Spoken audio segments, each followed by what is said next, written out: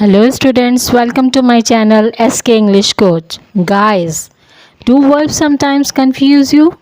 Today we will make it super simple. We are learning about finite and non-finite verbs. What are they? How they work? No. Don't worry. It's simple and fun and I'll explain you with examples.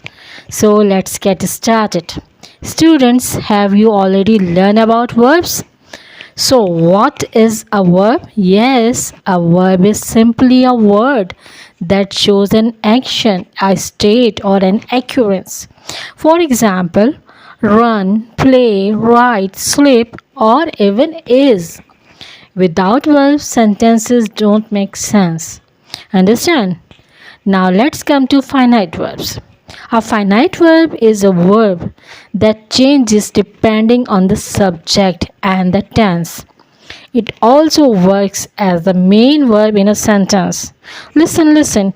Let's understand it by some easy examples.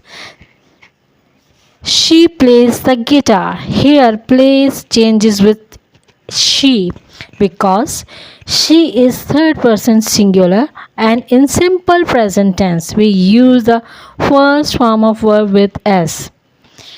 They played football yesterday. Here played shows the past tense. I am happy. Here am changes with subject I. That's how finite verbs work. Now let's come to non-finite verb. Non-finite verbs are different. They do not change with subject or tense. Also, they cannot be the main verb in a sentence. There are three main types: infinitives, gerund, and participles. Let's understand their types individually. Infinitives. It is the base form of a verb usually used with to. For example, to eat, to play, to read, to sing. It shows an action in general, not tied to subject or tense. I like to read. She wants to play. Gerund. A gerund is a verb form that ends with ing and works like a noun. For example, reading is fun.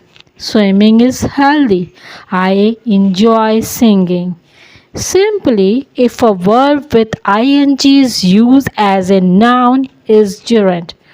Now, come to participles. A participle is a form of verb that works like an adjective to describe a noun. There are two main types: present participle and past participle. In present participle, we use verb with ing. For example, a smiling child. Smiling describes the child. This is also called ing adjective. Past participle. The verb in ed or en form. For example, a broken window. Broken describe window. They also called ed adjectives. So let's compare. Finite verb change with tense and subject, while non-finite verbs do not. Finite verbs act as the main verb, while non-finite verb can't. Non-finite verbs only appear as infinitive, gerunds, and participles. See the difference in action. Finite verb.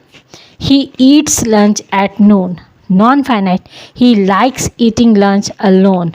Finite. They are singing a song. Non-finite. They watch kids singing. So remember students, finite verbs change with subject and tense. Non-finite verbs do not change. That's the big difference. Easy? Great.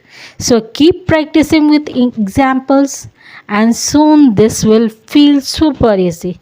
Thanks for watching. Don't forget to like, share and subscribe for more simple English lessons. Bye bye.